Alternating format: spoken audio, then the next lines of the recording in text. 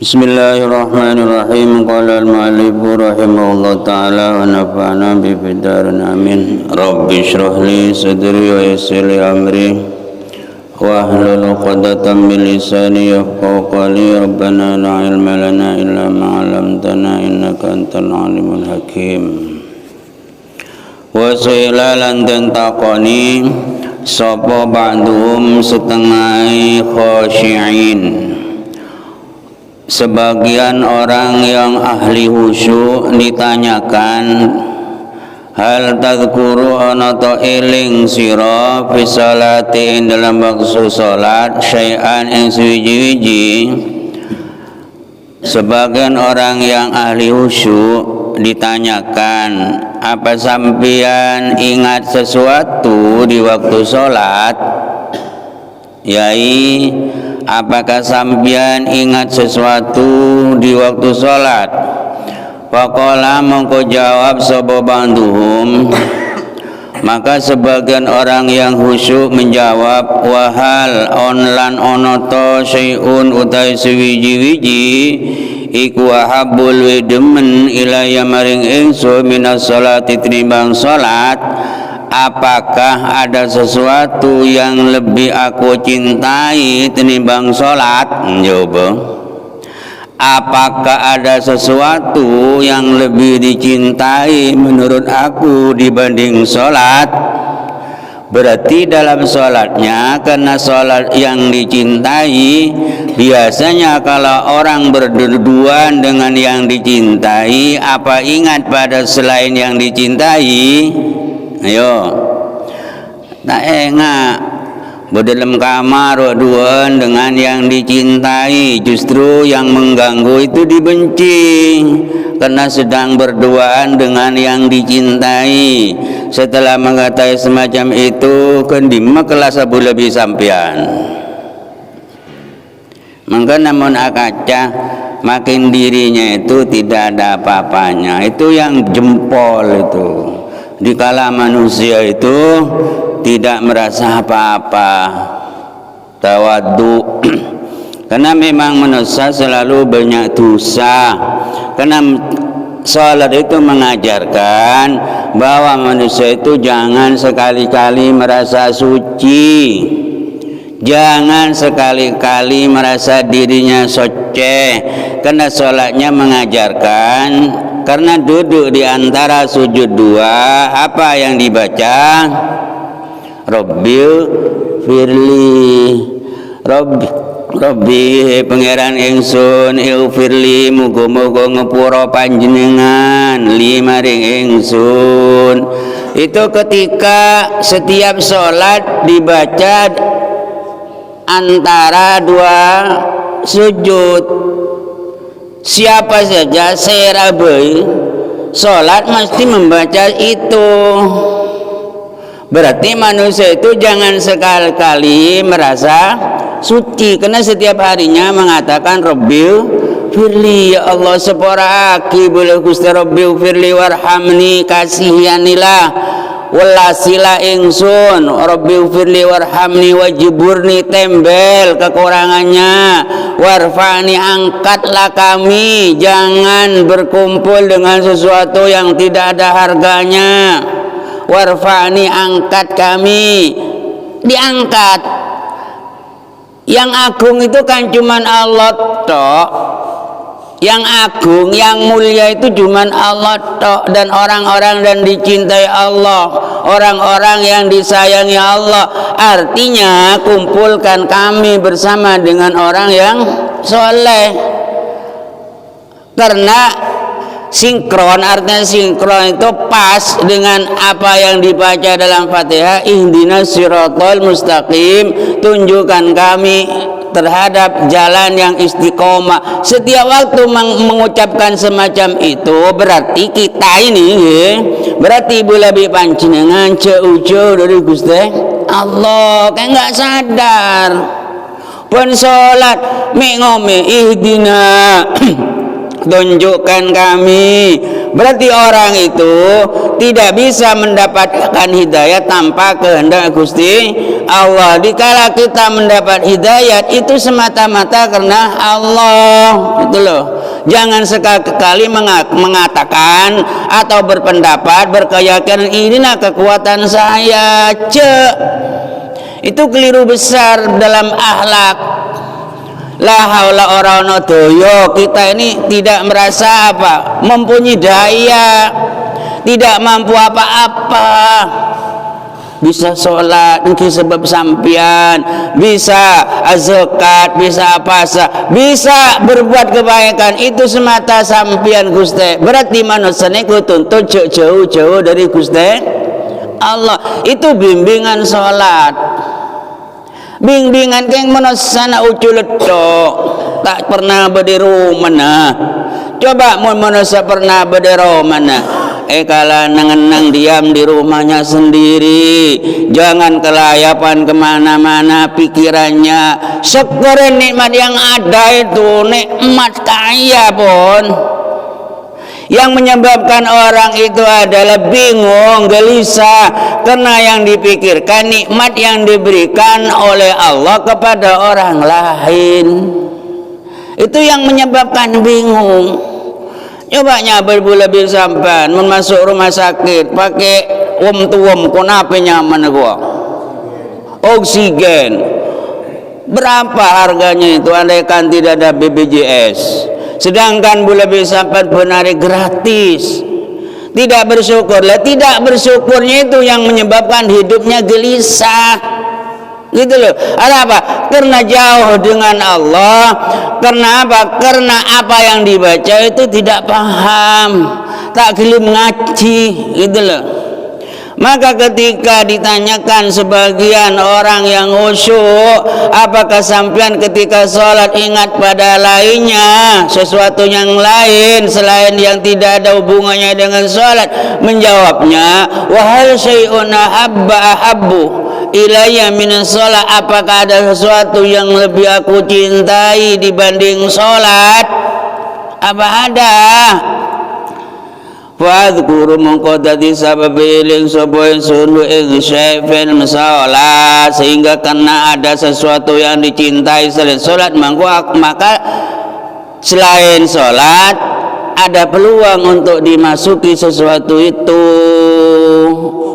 Boleh bisa pada rumah hijau penting wineko salbut montale penyepur Gusti Allah mate pustalpus bareng malaikat mantel setuju oleh pengepuran Gusti Allah. Wa kana lana sapa Abu Darda radhiyallahu anhu yaqulu iku dawuh sapa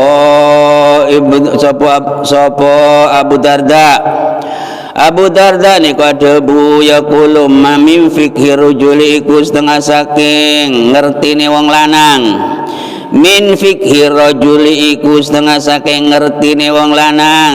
Fikih termasuk orang kadin penter ngerti aya beda utawi to ngawiti sapa wong sapa rajul bihajati kan hajati rajul qabla dukhulin sadurunge mlebune rajul fi sholati ing dalam salat liyadkhula drapun mlebu sapa rajul fi sholati ing dalam salat wa qalbu hale utai ati rajul iku farihun kotong.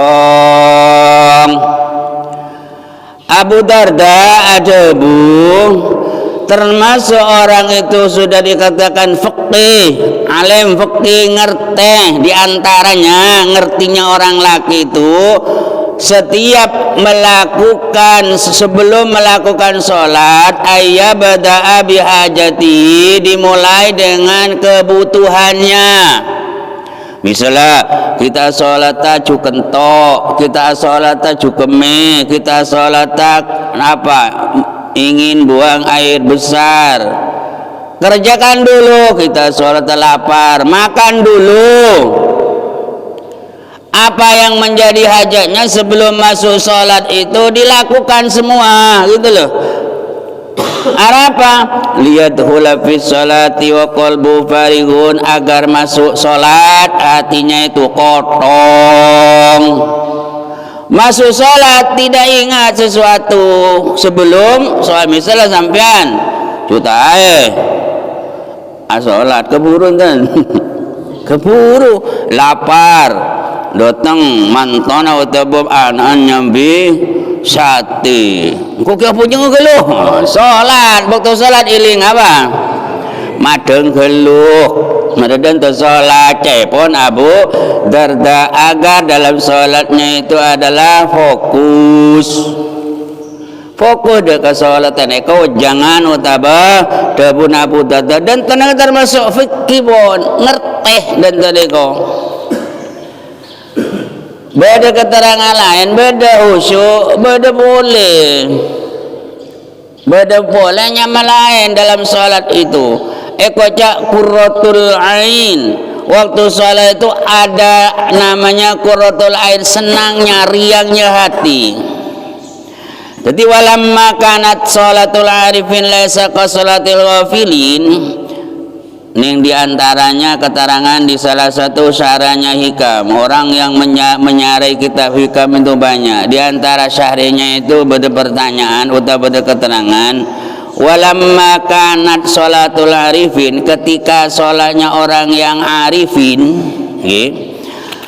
laisat ka sholatil ghafilin itu tidak sama dengan sholatnya orang yang ghafil. Orang ghafil itu orang yang biasa lupa kepada Allah. Jadi beda orang kalian tu kocak alim mon alim berarti dah hukum alim ruah berarti alim dalam masalah hukum mon arifin itu orang yang alim berpangeran itu loh ngerti alim berpangeran mon alim berarti bab hukum niko ashabul fatwa maka riwayat hadis yang diriwayatkan oleh Imam Tabrani dari Imam Abu Hanifah ada budan toje pun debuna kaji Nabi jalisu ngumpulo lunggu siro al kubaro ing wong gede ing piro-piro orang besar wasailul ulama dan tanyalah pada ulama wa khalitul hukama dan bergaulah pada hukama.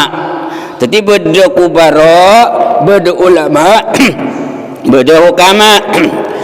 Dalam riwayat lain jalisil ulama kalau duduk bersama dengan ulama wasahibil hukama dan bertemanlah dengan hukama wa khalitil kubaro bergaul akrab dengan kubaro niku daku mapolana ulama niku beda telok beda ulama biahkamillah beda hukama tentang hukum pangeran dorong hukum be dorong hukum nikah dorong hukum bukan hukum ditanya apa saja dia bisa menjawab hukum-hukum niko ikoca ashabul fatwa ulama orang alim yang mempunyai fatwa tanya dek niko ulama niko ikoca ulama biahkamillah ikoca ashabul fatwa.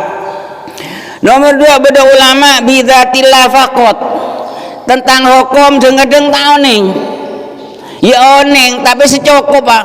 Jadi beda ulama niko ikoca ulama bidzatillah ulama berpangeran. Jadi umpamanya ada orang bertanya sesuatu tentang hukum ngoto santri nah deng-deng atau nyuruh atanya ada orang cak atanya ada bula kula atanya ada yai mahrus ku alim ku dan to tentang ilmu bab kepengeran niku alim niku ikoca ulama bidzatillah faqat niku ikoca al hukama bab hukum ki oneng secukup tidak sampai benya itu niku ikoca ulama bidzatillah. Beda ulama kali itu al kubaro niku mumpuni yang dalam bidang hukum mumpuni ditanya apa saja bisa menjawab tentang hukum tentang bidzatillah tentang pangeran pada alimah niku koca kubaro orang besar itu Jarang, dan tentunya kok jarang. Kadang kocak ulama tentang hukum. Tapi de pangeran tak pati alim kila oning. Benih berarti budu. Jadi tidak sebeluk-beluk naba pangeran ni kok oning. Beda ulama kadi tu bidatilat tok tentang hukum tak alim. Beda kocak ulama ni kok kubaro semua bidang ilmu pengetahuan dikuasai ni kok nyaman kubaro. Lain kok bituna nabe. Kalau orang bergaul dekat dengan ulama bidatillah, beda ulama kita dengerin. Kalau orang selalu dekat dengan ulama bidatillah, benar hukum. Ulama tentang pangeran. Ini apa pengaruhnya? Tahdzibul akhlak.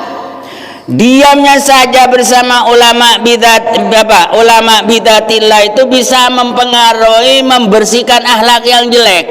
Karena diamnya beliau itu selalu sambung bareng pangeran. Pernapas berdetik itu selalu sambung bi pangeran. Jadi ngabas orang lain itu tidak lepas dengan Tuhan, bahwa semua itu ciptaan Allah. Mesti yang terjadi itu adalah apa? Adalah sifat kasih sayang. Ngalen dan to ke orang itu mesti ada sentuhan dalam hati, karena dalam hatinya itu selalu ingat kepada Allah. Jadi wa fi mudakhalatin, bergaul dekat dengan ulama bidatillah itu tahdzibun lil akhlak. Akhlaknya bergaul setiap hari, ada rasa senang, ada rasa cinta pada hatinya itu ada pengaruh positif gitu loh. Kenapa kok begitu? Li'annahum asyraqat qulubuhum, karena hatinya itu mencorong itu. Mencorong dengan apa? Bima arifatillah. Menggelar kok tentang hukum Gusti Allah. Ini enggak, hatinya itu mencorong, bersinar dengan tahunya kepada Allah. Wa asyraqat asraruhum, mencorong juga asrar. Jadi dalam hati ini kok beda hati boleh nyaman asrar, ada titik hitam di situ, ada lagi di dalam ini kok nyaman asrar. Dalam hati itu ada hati lagi gitu. Hati ini kok asrar. Asrarnya istilah apa? Itu asraqat asrarum bi anwari jalalillah, dengan sinar-sinar keagungan Gusti Allah. Karena dalam hatinya itu berisi apa? Ilmu tentang Gusti Allah. Itu bitana bada ulama hukum tanya hakim, tak tahu sanggup jawab.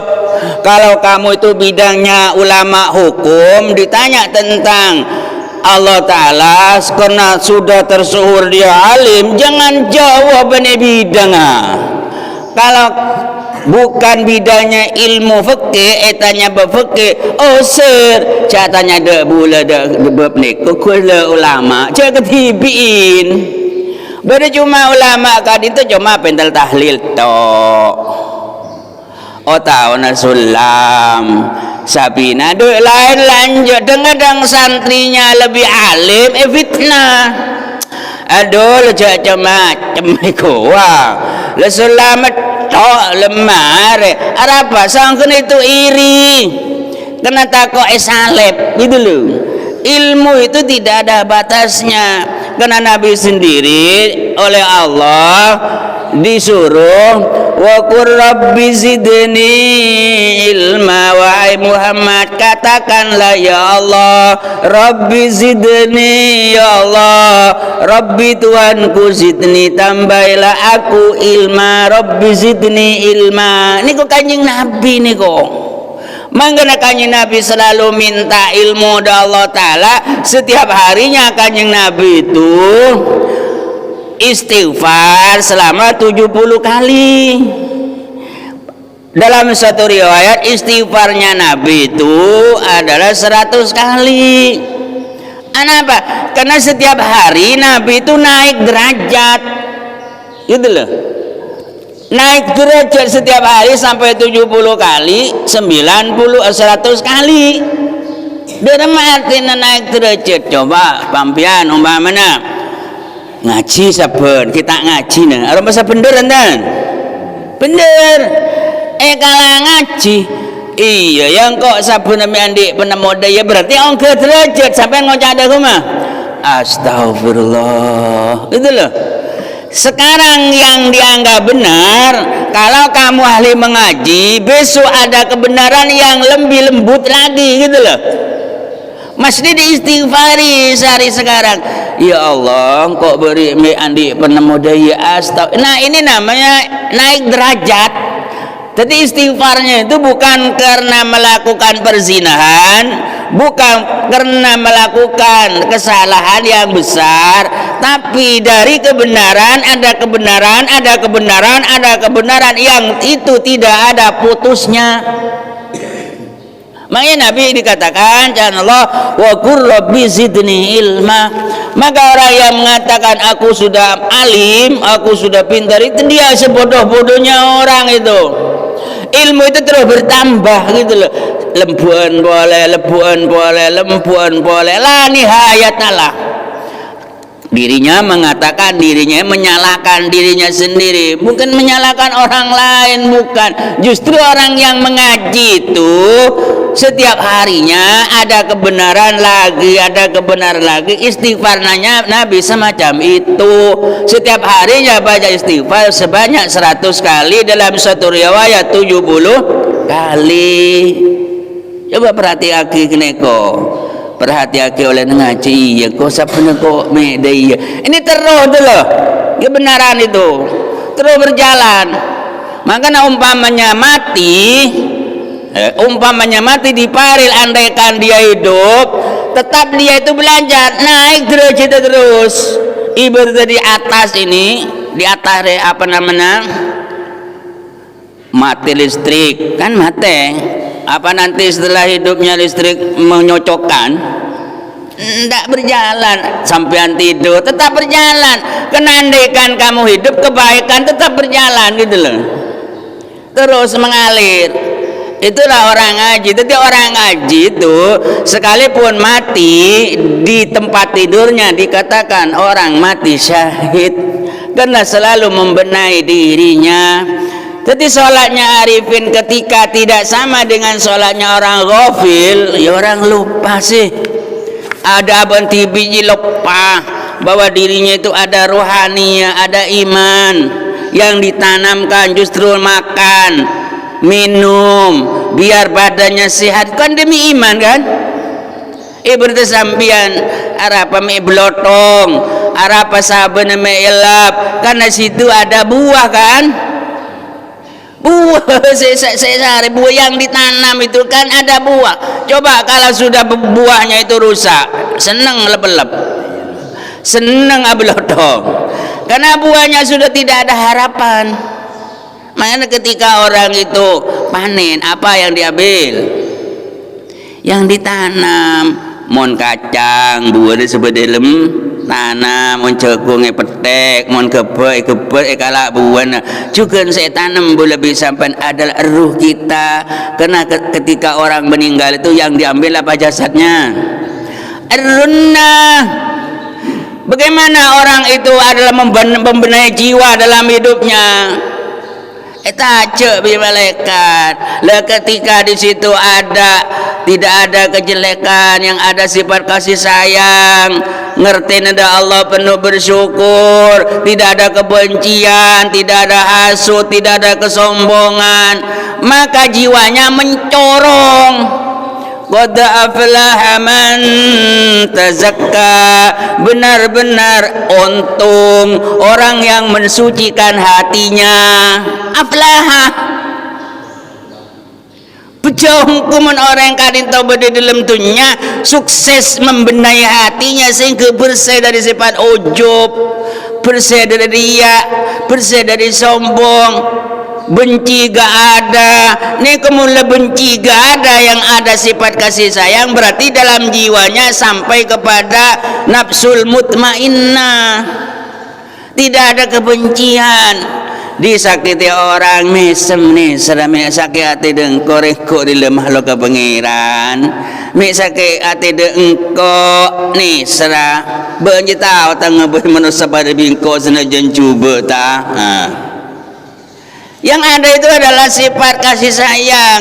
lemula daya hatinya sampai kepada nafsul mutmainnah. Itu yang dipanggil ya ayatuhan nafsul mutmainnah, wahai jiwa-jiwa yang tentram. Jiwa yang tentram, ya tentram. Irji'i ila rabbiki, ayo kembali pada Tuhanmu. Bedetunya kakek ruwet andi sabeh kutu romat, andi mbi kutu romat, andi bine kutu ngonen. Seti sekarang tidak ada kesibukan apa-apa, ayo kembali pada Tuhanmu. Kembali benih, wahai jiwa yang ruwet. Bukan begitu. Itu dinontonin betunya nih. Kok selama mulai dulu itu sukses berarti. Wahai jiwa yang tenang, yang tentram, tak tentram ada remah. Orang hidup adalah semuanya dijamin, nafasnya gratis, matanya bisa melihat itu gratis, bisa berpikir itu gratis, semuanya gratis. Tuhannya adalah Allah, kasih sayangnya luar biasa kepada kami. Bagaimana kita tidak tenang? Dipuji orang alhamdulillah, dibenci orang ya terserah, asalkan kami tidak benci orang, yang terserahlah. Pokoknya hidup sekiranya bermanfaat pada orang lain, itu prinsip. Jadi dari orang hidup itu harus mempunyai prinsip. Pokoknya aku dalam hidup harus bermanfaat pada orang lain, terserah orang lain menilai apa terhadap aku. Itu namanya prinsip. Ibu tak cocor doa. Woi kebiaya gila bogis cihilah. Bayar apa? Kebiaya apa tak tahu. Itu namanya hidupnya nggak punya prinsip. Kebiaya apa aja? Tahu kau pada bereng orang tahu neng aku bayar roncengan gua. Bodoh kajur aja. Pal to. Buat apa, Pak? Kebayar apa dia? Kayak roncengan tak tahu ngapain roncengan. Pal to. Itu lagi nih. Kebayar apa? Kayak lesong. Apa meta begini, Pak? Oleh apa? Membuat sesuatu di lewat lalu ladangnya orang, banyak orang ngatanya baik. Oh, malah tanya pi orang ni. Kebayar apa, Pak? Kebayar dan ton apa ton aku nyamana kentong apa aja tadi segini itu tak tahu baik kebayar kentong tak tahu kia tambah kini kayak apa Pak kecas kecas dari apa nang dinalah gua itu mau mari pujar tak tipin apa ngalah gas ala gas esera gerobong apa ayo ber dibakar itu pun tadi mar dengan laki aing dari mau nyina ces jadi ces neko jadi orang hidup tidak mempunyai prinsip ilengale dema bentara bere di ma itu temo. Misalnya hidup saya punya prinsip, saya harus bermanfaat pada diri sendiri dan orang lain. Itu namanya prinsip. Entah orang lain menilai apa kepada saya, terserah. Karena mencari ridhonya manusia seluruhnya itu mustahil. Minta misalnya sampean ya Allah beri membaca amalan kira-kira orang seneng kapi mohal dan tenego. Mesti ada yang senang, mesti ada yang benci, gitu loh. Itu lumrah. Mun panjenengan terus kesenengan orang kabeh mustahil, di mah lebih agung telepon kanjeng Nabi. Ayo. Ada orang kanjeng Nabi udah seboci, biasa hidup begitu itu. Beda secocok, beda santan. Mohon secocok, tidak ada salahnya. Ini cocok. Kenton bau nangka cocok, monta cocok, semuanya dibenci. Apa kasan ruah terater lah, tahu terater? Aduh, teroyalem aja. Gua terater nih tak cocok, mesem itu tak cocok kalau sudah benci. Tapi prinsipnya hidup khairun nas anfa'uhum linnas, sebaik-baiknya orang sekiranya hidup bermanfaat kepada itu dijadikan prinsip.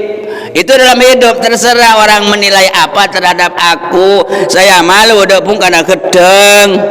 Gedeng itu tak temate mun tak tera beli buah pate laku jongo montul boleh pate boleh montul boleh mola memberikan buah maka pohon gedeng itu sudah mati sendiri. Kira-kira kau odi dan ini mana prinsip hidup. Maka dalam jiwa kita ada yang harus dibenahi, yaitu jiwanya. Itu yang akan kembali benibut kenongkuan nih kong benibut kene ku sahabat dia pangeran bene jiwanya tadi sorban ada remah kerudung ada remah. Kalau dalam hatinya tidak ada kerudung namanya takwa. Kerudung lemak, celana petok. Di situ tidak ada kerudung takwa, locot. Locot ongku tulis sekuni beri atosan merah dentong. Locot kapi makil kerudung itu sampai beberapa. Makanya ulama dulu itu biasa-biasa pondok-pondok salaf dulu itu tidak membenahi tentang kerudung, jilbab apa namanya lagi, cadar. Hatinya yang dibenahi. Kadang-kadang cadar mapan bukan neng bukan ngalikuah singkap.